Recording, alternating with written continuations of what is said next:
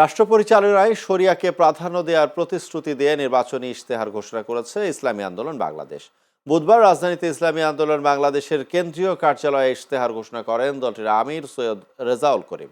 এ সময় রাষ্ট্র পরিচালনায় সর্বত্র শরিয়ার প্রাধান্য, সর্বজনীন কর্মসংস্থান, কর্মমুখী ও বিজ্ঞানভিত্তিক শিক্ষা ব্যবস্থা সহ ৩০টি মৌলিক ইশতেহার ঘোষণা করেন তিনি।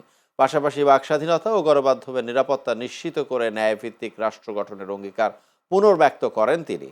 জামায়াতে ইসলামী আমেরিকার সঙ্গে গোপন বৈঠকে ইসলামী আন্দোলন বাংলাদেশকে উগ্রপন্থী হিসেবে উপস্থাপন করেছে বলেও এ সময় অভিযোগ করেন সৈয়দ রেজাউল করিম।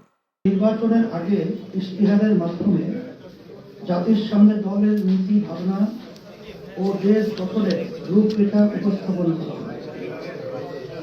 আসন্ন ত্রয়োদশ জাতীয় সংসদ নির্বাচনে ইসলামী আন্দোলন বাংলাদেশ তার নীতি, ভাবনা ও দেশ গঠনের রূপরেখা ও কর্মসূচি উপস্থাপন করার জন্যই এই ইশতেহার পেশ করছে।